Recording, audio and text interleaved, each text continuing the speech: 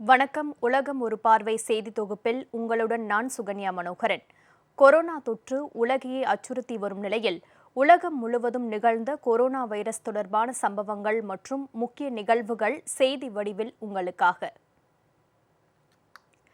Melbourne நகரில் 4ஆம் கட்ட ஊரடங்கு மேலும் 2 வாரங்களுக்கு நீட்டிக்கப்படுவதாக ஆஸ்திரேலிய அரசு அறிவித்துள்ளது. ஆஸ்திரேலியாவில் கொரோனா வைரஸ் பரவ தொடங்கிய போது விதிக்கப்பட்ட கட்டுப்பாடுகள் பின்னர் விலக்கிக் கொள்ளப்பட்டன. ஆனால் ஜூன் மாத இறுதியில் மீண்டும் கொரோனா வைரஸ் நோய் தொற்று பரவ தொடங்கியதால் சில பகுதிகளில் மட்டும் கட்டுப்பாடுகள் விதிக்கப்பட்டன. அதன் பின்னரும் நோய் பரவல் தொடர்ந்தது. குறிப்பாக விக்டோரியா மற்றும் நியூ சவுத் வேல்ஸ் மாநிலங்களில் மிக அதிக எண்ணிக்கையிலானோருக்கு கொரோனா வைரஸ் தாக்கம் கண்டறியப்பட்டது. இதில் கடந்த மாதம் 5ஆம் தேதி விக்டோரியா மாநிலத்தில் மட்டும் மிக அதிக எண்ணிக்கையாக ஒரே நாளில் 725 பேருக்கு நோய் தொற்று கண்டறியப்பட்டது. இதனையடுத்து ராணுவத்தின் உதவியுடன் பாதுகாப்பு விதிகள் அமல்படுத்தப்பட்டன. இருப்பினும் வைரஸ் பரவலின் வேகம் எதிர்பார்த்தபடி குறையவில்லை. இதனால் ஏற்கனவே மெல்பர்ன் நகரில் அமல்படுத்தப்பட்ட 6 வார கால ஊரடங்கு உத்தரவு தற்போது மேலும் 2 வாரங்களுக்கு நீட்டிக்கப்பட்டுள்ளது.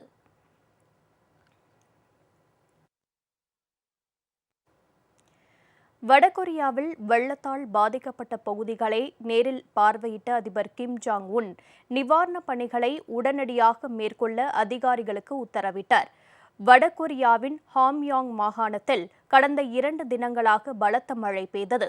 இதனால் கடலோர பகுதிகளில் நீர்நிலைகளில் தண்ணீர் பெருக்கெடுத்து ஓடியது. பல பகுதிகளில் குடியிருப்புகளில் வேகமாக பாய்ந்த மழை வெள்ளம் ஆயிரக்கணக்கான கட்டிடங்களை தகர்த்தது. சாலைகள் மற்றும் பாலங்களை மழைநீர் அடித்து சென்றது. இந்த நிலையில் வெள்ள பாதிப்பு பகுதிகளை நேரில் பார்வையிட்டு ஆய்வு செய்த அதிபர் கிம் ஜாங் உன் நிவாரணப் பணிகளை சரிவர மேற்கொள்ளாத அதிகாரிகள் மற்றும் ஆளும் கட்சி பிரதிநிதிகளை வேறு பணிகளுக்கு அனுப்பிவிட்டு புதிய நபர்களை நியமித்து உத்தரவிட்டார். இதேபோல் தலைநகரிலிருந்து சுமார் 12,000 பேர் கொண்ட குழுவை அனுப்பி கட்டுமான பணிகளில் ஈடுபடுத்த அதிபர் உத்தரவிட்டார். இதற்கிடையே ஆளும் கட்சி பிரமுகர்கள் மற்றும் அதிகாரிகள் கூட்டத்தில் நடந்த ஆலோசனைக்கு பின் நிவாரணப் பணிகளை உடனடியாகவும் வேகமாகவும் மேற்கொள்ள அதிபர் கிம் ஜாங் உன் உத்தரவிட்டார். இது தொடர்பான காட்சிகளை அரசு தொலைக்காட்சியான KRT வெளியிட்டுள்ளது.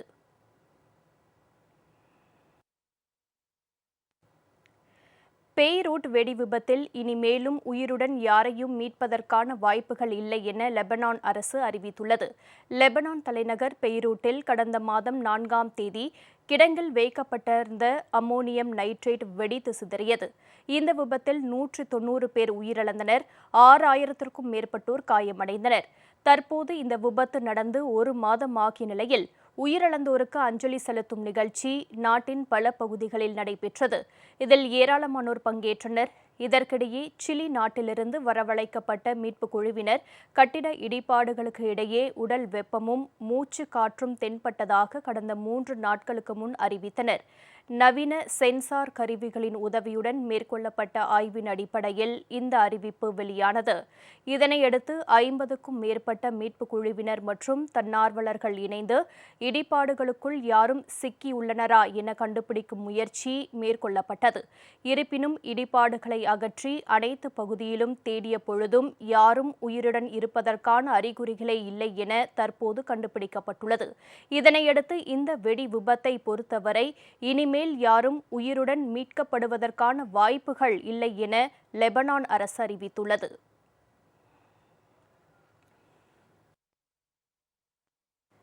பிரேசில் நாட்டில் கொரோனா வைரஸ் பாதுகாப்பு நடவடிக்கைகளை பற்றி கவலைப்படாமல் பொதுமக்கள் கூட்டமாக கடற்கரையில் கூடி வருவது நோய் பரவலை அதிகரிக்கும் என்ற கவலையை அதிகரித்துள்ளது. உலக அளவில் அதிக எண்ணிக்கையிலானோர் கொரோனா வைரஸ் பாதிக்கப்பட்ட நாடாக பிரேசில் அறியப்படுகிறது.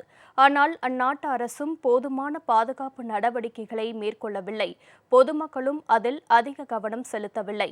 தற்போது பாதுகாப்பு நடவடிக்கைகளில் சில தளர்வுகளை அரசு அறிவித்துள்ளது. அதே நேரம் பல்வேறு நகரங்களில் கடற்கரைகள் உள்ளிட்ட இடங்களில் ஏராளமான பொதுமக்கள் குவிந்து வருகின்றனர். அவர்கள் சமூக இடைவெளி போன்ற பாதுகாப்பு நடைமுறைகளில் கவனம் செலுத்தவில்லை என சர்வதேச ஊடகங்கள் தெரிவித்துள்ளன. இதே நிலை நீடித்தால் மீண்டும் நாடு முழுவதும் கொரோனா வைரஸ் பரவும் ஆபத்து அதிகரிக்கும் என சமூக ஆர்வலர்கள் எச்சரித்துள்ளனர். ரியோ டி ஜெனீரோ, சாவ் பாலோ உள்ளிட்ட மக்கள் நெருக்கம் அதிகமான நகரங்களில் பொதுமக்கள் எந்தவித முன்னெச்சரிக்கை நடைமுறையையும் பின்பற்றவில்லை என தகவல்கள் வெளியாகியுள்ளன. பிரேசில் அதிபருக்கு கொரோனா வைரஸ் பாதிப்பு ஏற்பட்டு மீண்ட நிலையில் உலக அளவிலான மருத்துவ பரிந்துரைகளை அவர் ஏற்கவில்லை என்பது குறிப்பிடத்தக்கது.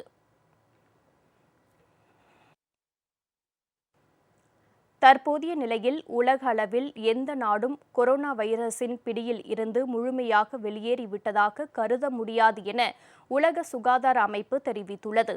இணைய வழியில் செய்தியாளர்களை சந்தித்து பேசிய உலக சுகாதார அமைப்பின் தலைவர் டாக்டர் டெட்ரோஸ் கெப்ரைசியோசிஸ் மாணவர்கள் கல்வி நிலையங்களுக்கு திரும்புவதும் தொழில்கள் மீண்டும் செயல்பட தொடங்குவதும் தனக்கு மகிழ்ச்சி அளிப்பதாக தெரிவித்துள்ளார். அதே நேரம் கொரோனா வைரஸ் நோய் பரவல் முழுமையாக கட்டுப்பட்டு உள்ளது என உலகின் எந்த ஒரு நாடும் கருத முடியாது என்பதையும் அவர் அழுத்தமாக பதிவு செய்தார். நோய் பரவலை கட்டுப்படுத்துதல், உயிரிழப்புகளை குறைத்தல் உள்ளிட்ட பல்வேறு விஷயங்களில் உலக அரசுகள் கவனம் செலுத்த வேண்டும் என்றும் அப்போது அவர் கேட்டுக்கொண்டார். இதேபோல் தனிமனித இடைவெளி, அடிக்கடி கைகளை கழுவுதல் போன்ற செயல்களை பொதுமக்கள் மேற்கொள்ள வேண்டும் என்பதையும் அவர் அப்போது வலியுறுத்தினார். சீனாவுக்கு பெருமளவு பன்றி இறைச்சியை ஏற்றுமதி செய்யும் அர்ஜென்டினா அரசின் முடிவை கண்டித்து நடைபெற்ற போராட்டத்தில் ஏராளமானோர் பங்கேற்றனர். சீனாவுக்கு ஏற்கனவே அர்ஜென்டினாவில் இருந்து ஆண்டிற்கு 34,000 டன் பன்றி இறைச்சி ஏற்றுமதி செய்யப்படுகிறது. இந்த நிலையில் மேலும் பெருமளவு பன்றி இறைச்சியை ஏற்றுமதி செய்யும் ஒரு உடன்படிக்கையில் அர்ஜென்டினா அண்மையில் கையெழுத்திட்டது. இதனையடுத்து ஏராளமான புதிய பண்ணைகளை அமைத்து அவற்றில் பன்றிகளை வளர்க்க அந்நாட்டு தொழில்துறை அமைச்சகம் திட்டமிட்டுள்ளது. ஆனால் விலங்குகள் நல அமைப்புகள் அரசின் இந்த முடிவிற்கு பெரிய அளவில் எதிர்ப்புகளை தெரிவித்து வருகின்றன. மேலும் பன்றி பண்ணைகள் அமைத்தால் பொதுமக்களிடையே வைரஸ் நோய் தொற்று ஏற்படும் என்றும் பல அமைப்புகள் அச்சம் தெரிவித்துள்ளன. இந்த நிலையில் பன்றி இறைச்சி ஏற்றுமதி செய்யும் அரசின் முடிவை கண்டித்து பியூனஸ் ஆயர்ஸ் நகரில் நடைபெற்ற போராட்டத்தில் ஏராளமானோர் பங்கேற்றனர். அரசின் முடிவுக்கு எதிரான வாசகங்கள் அடங்கிய பதாகைகளை போராட்டக்காரர்கள் கையில் ஏந்தி பேரணி நடத்தினர்.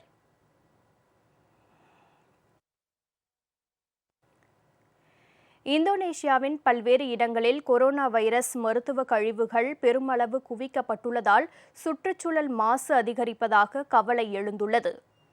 பாண்டான் மாகாணத்தில் உள்ள டாங்கிராங் நகரின் ஒரு பகுதியில் கொரோனா வைரஸ் மருத்துவ கழிவுகள் மலைபோல் குவிந்துள்ளன.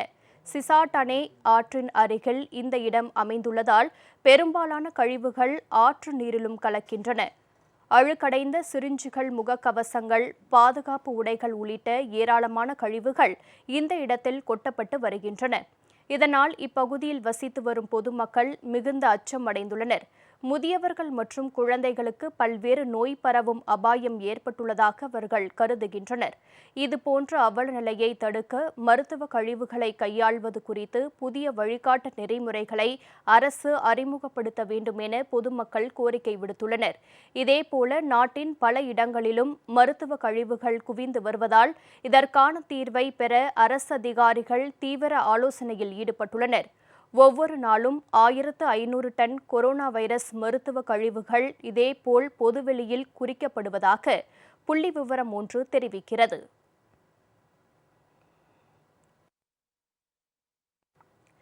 தைவான் உடன் செக் குடியரசு புதிய உறவுகளை மேம்படுத்த முயல்வதால் சீனா மிகுந்த எரிச்சல் அடைந்து உள்ளது.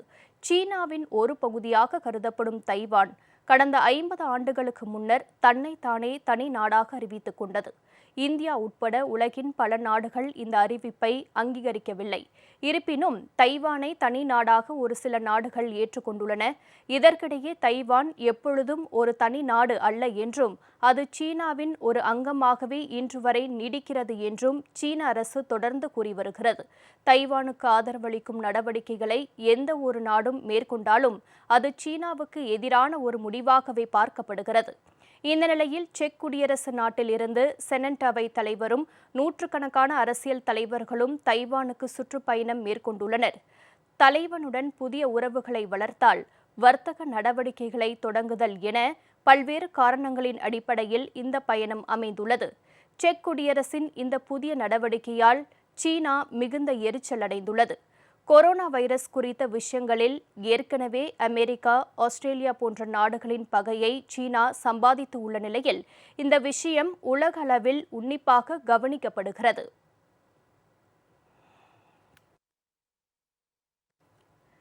தைவானில் நடைபெற்ற பட்டம் விடும் விளையாட்டின் போது 3 வயது சிறுமியுடன் பறந்த பலூனிலிருந்து அதிர்ஷ்டவசமாக சிறுமி தப்பிய காட்சிகள் இணையதளத்தில் வைரலாகி வருகின்றன. தைவான் நாட்டின் சின்சு நகரில் பட்டம் விடும் திருவிழா நடைபெற்றது. காற்றடைத்த பலூன்களை விண்ணில் பறக்கவிட்டு சிறுவர்கள் மற்றும் பொதுமக்கள் மகிழ்ச்சியுடன் இத்திருவிழாவை கொண்டாடினர். அப்போது எதிர்பாராத விதமாக காற்றடைத்த பலூனின் வால் பகுதி 3 வயது சிறுமியின் உடலில் சுற்றியது. அப்போது காற்றின் வேகம் மிக அதிகமாக இருந்ததால் அந்த சிறுமியை தூக்கிக் கொண்டு பலூன் விண்ணில் பறந்தது. இதை கண்ட அங்கிருந்த பொதுமக்கள் அதிர்ச்சியில் மூழ்கினர். சிறுமியுடன் மேலே பறந்த பலூன் 30 வினாடிகளுக்கு சிறுமியை மேலேயும் கீழேயும் தூக்கி ஏறிவது போல அலைக்கழித்தது. பின்னர் மரங்கள் இருந்த பகுதியில் கீழே விழுவது போல் இறங்கிய பலூன் அதிர்ஷ்டவசமாக சமமான தரைப்பகுதியில் இறங்கியது. உடனே அங்கிருந்த பொதுமக்கள் அந்த பலூனை பிடித்து சிறுமியை மீட்டனர். முகம் மற்றும் கழுத்து பகுதியில் சிறு காயங்களுடன் அச்சிறுமி தப்பியதால் பொதுமக்கள் நிம்மதி பெருமூச்சு விட்டனர். இது தொடர்பான காட்சிகள் உலகம் முழுவதும் இணையதளங்களில் வைரலாக பரவி வருகின்றன.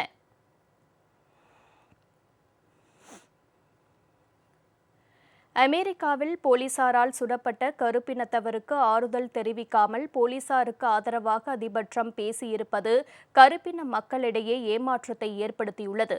விஸ்கான்சின் மாநிலத்தின் கெனோஷோ நகரில் கடந்த 23ஆம் தேதி கருப்பினத்தவர் ஒருவரை வெள்ளையின காவலர் ஒருவர் துப்பாக்கியால் சுட்டார். 7 குண்டுகள் பாய்ந்த நிலையில் கருப்பினத்தவரான பிளேக் மருத்துவமனையில் அனுமதிக்கப்பட்டார். இதனையடுத்து போலீசார் இன வெறியுடன் செயல்படுவதாக குற்றம் சுமத்தி தொடர்ந்து போராட்டங்கள் நடந்தன. போராட்டத்தில் ஈடுபட்ட கருப்பின மக்கள் அங்குள்ள கடைகளை சூறையாடியது மட்டுமல்லாமல் வணிக நிறுவனங்களில் இருந்த விலை உயர்ந்த பொருட்களை எடுத்து சென்றனர். இதனையடுத்து போராட்டத்தை கட்டுப்படுத்த போலீசாருக்கு உத்தரவிடப்பட்டது. இந்த நிலையில் கெனோஷோவுக்கு நேரில் சென்று ஆய்வு செய்த அதிபர் டொனால்ட் ட்ரம்ப் துப்பாக்கியால் சுடப்பட்ட கருப்பினத்தவரை சந்தித்து ஆறுதல் தெரிவிப்பார் என எதிர்பார்க்கப்பட்டது. ஆனால் அவர் போலீசாருக்கு ஆதரவு தெரிவித்ததுடன் போராட்டத்தின் போது நடந்த வன்முறைக்கு கண்டனம் தெரிவித்தார். மேலும் போலீசார் சிறப்பாக செயல்பட்டு போராட்டத்தை கட்டுக்குள் கொண்டு வந்ததாகவும் அவர் பேசியது கருப்பின மக்களிடையே ஏமாற்றத்தை ஏற்படுத்தியுள்ளது. கொரோனா வைரஸ் ஊரடங்கு நடவடிக்கைகளின் விளைவாக மெக்சிகோ நகரில் சைக்கிள்களில் பயணிப்போரின் எண்ணிக்கை வேகமாக அதிகரித்து வருகிறது. உலகின் மிக அதிக போக்குவரத்து நெரிசல் மிக்க நகரங்களில் ஒன்றாக மெக்சிகோ கருதப்பட்டு வந்தது. ஆனால் கொரோனா வைரஸ் ஊரடங்கு நடவடிக்கைகள் அமல்படுத்தப்பட்ட பின் போக்குவரத்து முற்றிலும் முடங்கியது. தற்போதைய நிலையில் பொது போக்குவரத்து இன்னும் தொடங்கப்படவில்லை. இருப்பினும் ஊரடங்கு நடவடிக்கையில் தளர்வுகள் அறிவிக்கப்பட்டதை தொடர்ந்து பொதுமக்கள் தனிப்பட்ட பயணங்களை தொடங்கியுள்ளனர். பொது போக்குவரத்து இல்லாததால் பெரும்பாலானோர் சைக்கிள்களில் பயணிப்பதில் ஆர்வம் காட்டுகின்றனர். கடந்த பல ஆண்டுகளாக இதுபோன்ற ஒரு நடைமுறையை கையாள பொதுமக்களுக்கு வேண்டுகோள் வைக்கப்பட்ட போதிலும் அதை யாரும் ஏற்கவில்லை. இந்த நிலையில் தற்போதைய புதிய பழக்கம் தொடர்ந்ததால் அது மெக்சிகோ நகர வாசிகளுக்கு பயனுள்ள வகையில் அமையும் என எதிர்பார்க்கப்படுகிறது.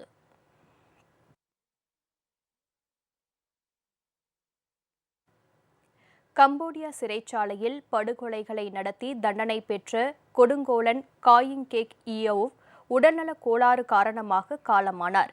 போல்போட் தலைமையில் கெமர் ரூச் ஆட்சி நடந்தபோது கம்போடியாவின் முக்கிய அரசியல் தலைவராக இருந்தவர் காயிங். பொதுவாக இவர் தோழர் டூச் என அழைக்கப்படுகிறார். 1975 முதல் நாம்பென் நகரில் உள்ள டோல் சிலோங் சிறைச்சாலையின் கட்டுப்பாட்டாளராக இவர் அறியாற்றப்படுகிறார். அப்போது அரசுக்கு எதிராக செயல்பட்ட சுமார் 17,000 பேர் இந்த சிறையில் அடைக்கப்பட்டு அனைவரும் படுகொலை செய்யப்பட்டனர். போல்போட்டின் ஆட்சிக்கு முடிவுக்கு வந்த பின் தலைமறைவாக இருந்த இவர் 1999ஆம் ஆண்டு சிறைப்பிடிக்கப்பட்டார். விசாரணையின் இறுதியில் இவருக்கு 35 ஆண்டுகள் சிறை தண்டனை விதிக்கப்பட்டது. இந்த நிலையில் உடல்நலக் கோளாறு காரணமாக அவர் கடந்த 3 தினங்களுக்கு முன் உயிரிழந்தார். அவருக்கு வயது 77.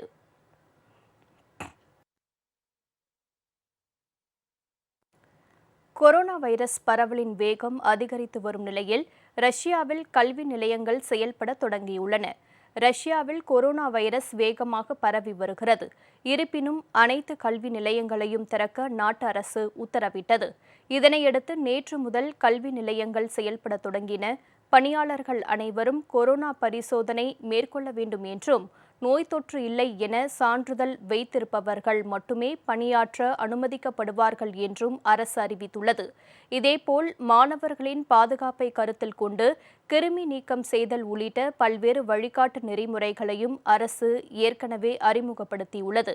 ஒவ்வொரு நாளும் மாணவர்கள் வகுப்பறைக்குள் நுழையும் முன்பாக உடல் வெப்பநிலை பரிசோதனை செய்யும் நடைமுறை கட்டாயம் என அரசின் உத்தரவில் கூறப்பட்டுள்ளது. பள்ளிகள் திறக்கப்பட்ட பின் நோய் பரவும் தன்மை குறித்து உன்னிப்பாக கவனித்து அதன் அடிப்படையில் நடவடிக்கை மேற்கொள்ளப்படும் என கல்வி அதிகாரிகள் தெரிவித்தனர்.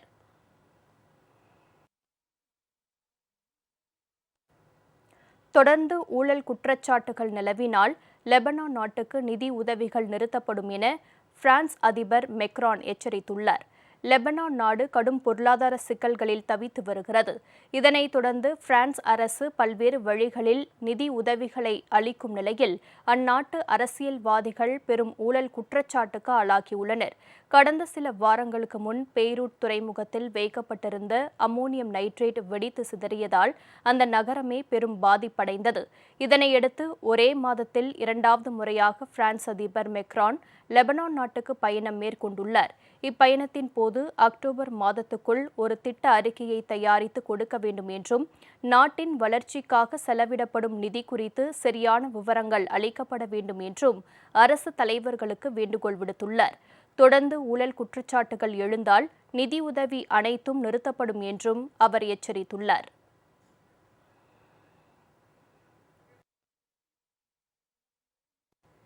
ஜெர்மனியில் 5 குழந்தைகளை கொன்றுவிட்டு ரயில் முன் பாய்ந்து தற்கொலைக்கு முயன்ற தாய் காயங்களுடன் உயிர் தப்பினார். ஜெர்மனி நாட்டில் உள்ள சோலிங்கன் என்ற நகரைச் சேர்ந்த 27 வயது பெண் இந்த விபரீத செயலில் ஈடுபட்டுள்ளார்.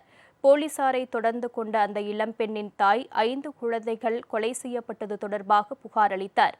மற்றொரு குழந்தையுடன் வீட்டிலிருந்து வெளியேறிய அந்த இளம்பெண் ரயில் முன் பாய்ந்து தற்கொலை செய்ய முயன்றபோது காயங்களுடன் உயிர் தப்பினார். அவருடன் இருந்த குழந்தையும் அதிர்ஷ்டவசமாக உயிர் தப்பியது. இது தொடர்பாக விசாரணை நடத்தி வரும் போலீசார் 1, 2, 3, 6 மற்றும் 8 வயது குழந்தைகள் கொலை செய்யப்பட்டதாக தெரிவித்தனர். கூடுதல் விவரங்களை வெளியிட போலீசார் மறுத்துவிட்டனர். வீட்டிலிருந்து மற்றொரு புறம் 11 வயது குழந்தை எந்த பாதிப்பும் இன்றி உயிர் தப்பியது.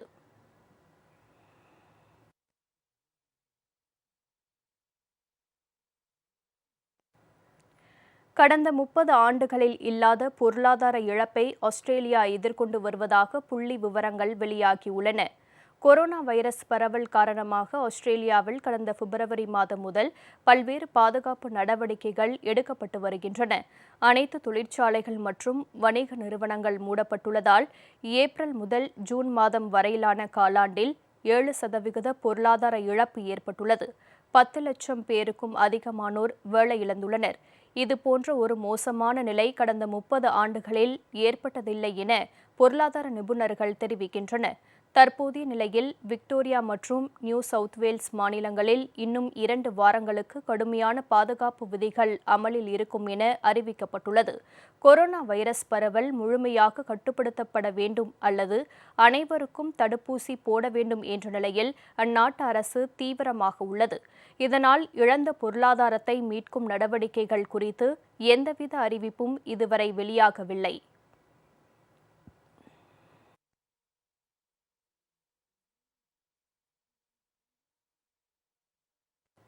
அமெரிக்க அதிபர் தேர்தல் நடைபெறுவதையொட்டி ஃபேஸ்புக் பயனாளர்களுக்கு பல்வேறு கட்டுப்பாடுகள் விதிக்கப்பட்டுள்ளன.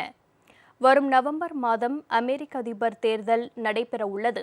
குடியரசுக் கட்சி சார்பில் தற்போதைய அதிபர் டொனால்ட் ட்ரம்பும் ஜனநாயக கட்சி சார்பில் முன்னாள் துணை அதிபர் ஜோ பிடனும் போட்டியிடுகின்றனர். இந்த நிலையில் டிரம்பின் ஆதரவாளர்கள் ஏற்கனவே ஃபேஸ்புக் மூலம் பல பொய்யான தகவல்களை பரப்பி வருவதாக புகார் எழுந்துள்ளது. மின்னஞ்சல் வழியாக வாக்களிப்பது குறித்து கடந்த 2 மாதங்களுக்கு முன்பு டொனால்ட் ட்ரம்ப் தெரிவித்த கருத்து சிறப்பு கவனம் பெற்றது நினைவிருக்கலாம். டிரம்பின் அந்த கருத்து சந்தேகத்திற்குரியது என ட்விட்டர் அறிவித்தது. இந்த நிலையில் தேர்தல் நேரத்தில் ஃபேஸ்புக்கில் பதிவிடப்படும் கருத்துக்கள் மற்றும் விளம்பரங்களுக்கு சில கட்டுப்பாடுகளை விதிக்கப் போவதாக அந்த நிறுவனம் அறிவித்துள்ளது. கொரோனா வைரஸ் குறித்த தவறான தகவல்கள், வாக்காளர்களுக்கு அச்சத்தை ஏற்படுத்துதல், தவறான தகவல்களை அளித்து ஒரு வேட்பாளருக்கு வாக்கு கோருதல் உள்ளிட்ட பல்வேறு பதிவுகளை தடை செய்யப் போவதாக ஃபேஸ்புக் நிறுவனம் அறிவித்துள்ளது. அதே நேரம் சர்வதேச செய்தி முகமைகள் உதவியுடன் தேர்தல் குறித்த சரியான செய்திகளை அவ்வப்போது அளிக்கவும் ஃபேஸ்புக் நிறுவனம் திட்டமிட்டுள்ளது.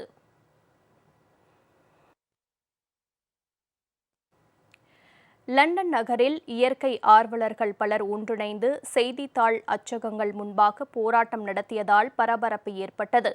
உலகம் முழுவதும் செய்திகளை பொதுமக்களுக்கு கொண்டு சேர்ப்பதில் காட்சி ஊடகங்கள், அச்சு ஊடகங்கள் பெருமளவு பங்கு வகிக்கின்றன. இதில் அச்சு ஊடகங்கள் பயன்படுத்தும் காகிதங்கள் மூங்கில்களை அழித்து தயாரிக்கப்படுகின்றன. இது புவி வெப்பமயமாதலுக்கு முக்கிய காரணம் என கூறி இங்கிலாந்தின் லண்டன் நகரில் அச்சு ஊடகங்களின் அச்சகங்கள் முன்பாக ஏராளமானோர் போராட்டத்தில் குவிந்தனர். மூங்கிலால் செய்யப்பட்ட தடைகளை உருவாக்கி அச்சகங்களில் இருந்து செய்தித்தாள் வெளியேற முடியாத நிலையை போராட்டக்காரர்கள் ஏற்படுத்தினர். மிகப்பெரிய செய்தித்தாள்களின் அச்சகங்களுக்கு முன்பாக இதுபோன்ற போராட்டங்கள் நடைபெற்றன. இதனையடுத்து சம்பவ இடத்துக்கு விரைந்த போலீசார் மூங்கில் அமைப்புகளை அகற்றி போராட்டக்காரர்களை அப்புறப்படுத்தினர். இதற்கிடையே அமைதியாக எதிர்ப்பை பதிவு செய்த தங்களிடம் போலீசார் அத்துமீறி நடந்து கொண்டதாக போராட்டக்காரர்கள் குற்றம் சுமத்தினர். இந்த நிலையில் போராட்டத்தில் ஈடுபட்ட 42 பேரை கைது செய்ததாக போலீசார் அறிவித்துள்ளனர். ஹெய்ஷன் புயல் ஜப்பானை நெருங்கியதை அடுத்து 1 லட்சத்துக்கும் அதிகமானோர் பாதுகாப்பான பகுதிகளுக்கு இடமாற்றம் செய்யப்பட்டனர். கடந்த 2 தினங்களாக கொரிய தீபகற்பத்தை தாக்கிய ஹெய்ஷன் புயல் ஜப்பான் நாட்டை நெருங்கியது. முன்னதாக வரலாற்றில் இதுவரை இல்லாத வேகத்தில் சூறாவளி காற்றுடன் கூடிய பலத்த மழை எச்சரிக்கை விடுக்கப்பட்டது. நாட்டின் தென் பகுதியில் உள்ள ஒகினோவா, அமாமி போன்ற தீவுகளில் பல்லாயிரக்கணக்கான வீடுகள் தண்ணீரில் மூழ்கும் நிலை ஏற்பட்டது. பல இடங்களில் ஏற்கனவே பலத்த மழை பெய்ய தொடங்கியது. இப்பகுதிகளை சுற்றிலும் கடல் சீற்றத்துடன் காணப்பட்டது. காற்றின் வேகம் அதிகமாக இருந்ததால் பல இடங்களில் மரங்கள் விழுந்து கிடந்தன. இதனையடுத்து முன்னெச்சரிக்கை மற்றும் நிவாரணப் பணிகளை மேற்கொள்ள அதிகாரிகளுக்கு அந்நாட்டு அரசு உத்தரவிட்டுள்ளது. முன் எப்போதும் இல்லாத அளவுக்கு இப்புயலால் சேதம் ஏற்படும் என ஏற்கனவே பொதுமக்களுக்கு எச்சரிக்கை விடுக்கப்பட்டுள்ளது.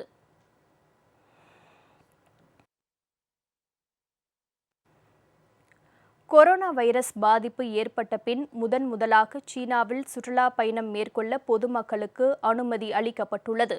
கொரோனா வைரஸ் பாதிக்கப்பட்டதால் சீனாவில் ஊரடங்கு உத்தரவு பிறப்பிக்கப்பட்டு வைரஸ் பரவல் கட்டுக்குள் வந்த பின் படிப்படியாக தளர்வுகள் அறிவிக்கப்பட்டு வருகின்றன. தற்போது சில இடங்களில் சுற்றுலா பயணம் மேற்கொள்ள பொதுமக்களுக்கு அனுமதி அளித்து அந்நாட்டு அரசு உத்தரவிட்டுள்ளது. இதனையடுத்து நாட்டின் வடமேற்கு பகுதியில் உள்ள ஜின்ஜியாங் மாகாணத்தின் சுற்றுலா முக்கியத்துவம் வாய்ந்த பகுதிகளில் ஏராளமான பயணிகளை காண முடிந்தது. மலைப்பகுதிகள், அருவிகள், நீர்த்தேக்கங்கள் என பல்வேறு பகுதிகளுக்கு வெளியிடங்களில் இருந்து சுற்றுலா பயணிகள் வர தொடங்கியதால் சுற்றுலா தொழிலை நம்பியுள்ள வணிகர்கள் மகிழ்ச்சியடைந்துள்ளனர்.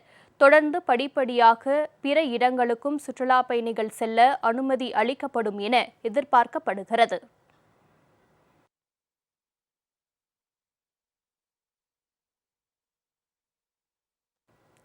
ஆஸ்திரேலியாவைச் சேர்ந்த செய்தியாளர் ஒருவரை சீன அரசு கைது செய்திருப்பது இருநாட்டு உறவுகளை வெகுவாக பாதித்துள்ளது. கொரோனா வைரஸ் எப்படி தோன்றியது என்பது குறித்து விரிவான விசாரணை நடத்தப்பட வேண்டும் என ஏற்கனவே ஆஸ்திரேலியா கருத்து தெரிவித்திருந்தது. இதற்கிடையே சீனா அமல்படுத்திய புதிய தேசிய பாதுகாப்பு சட்டம் குறித்து உலக அளவில் எதிர்மறையான விமர்சனங்கள் எழுந்தன. இது தொடர்பாக ஏராளமான செய்தியாளர்களை சீன அரசு கைது செய்தது. கொரோனா வைரஸ் குறித்து விசாரணை நடத்த கோரிக்கை ஆஸ்திரேலியாவுக்கு ஏற்கனவே சீனா எதிர்ப்பு தெரிவித்து வந்த நிலையில் சீனாவில் செய்தியாளராக பணியாற்றிய ஆஸ்திரேலிய நாட்டவரை சீன அரசு கைது செய்துள்ளது. இதுகுறித்து கான்பெராவில் செய்தியாளர்களை சந்தித்து பேசிய ஆஸ்திரேலிய வர்த்தகத்துறை அமைச்சர் சைமன், சீனாவின் இதுபோன்ற நடவடிக்கைகள் இரு நாட்டு வர்த்தக உறவுகளை கடுமையாக பாதிக்கும் என எச்சரிக்கை விடுத்துள்ளார். இதற்கிடையே கைது நடவடிக்கை இரு நாட்டு உறவுகளில் மேலும் விரிசலை ஏற்படுத்தியுள்ளது என அரசியல் விமர்சகர்கள் கருத்து தெரிவித்துள்ளனர்.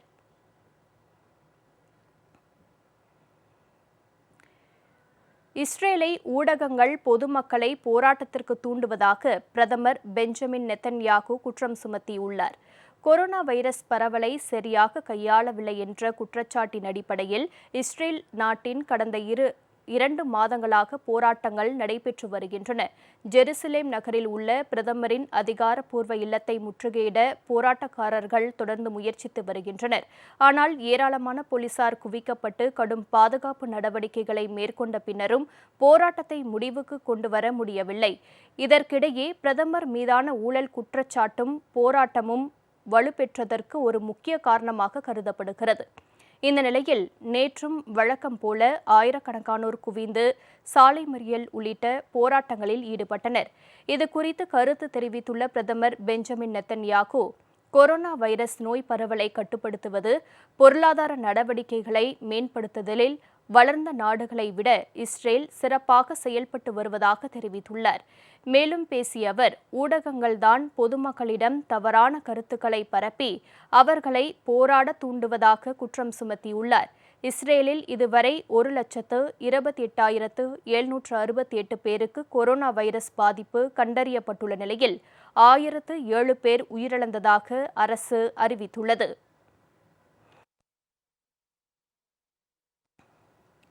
இத்துடன் உலகச் செய்திகள் நிறைவடைந்தன. அடுத்தடுத்த நிகழ்வுகளுக்கு தொடர்ந்து இணைந்திருங்கள் ஜெயா பிளஸ் தொலைக்காட்சியுடன்.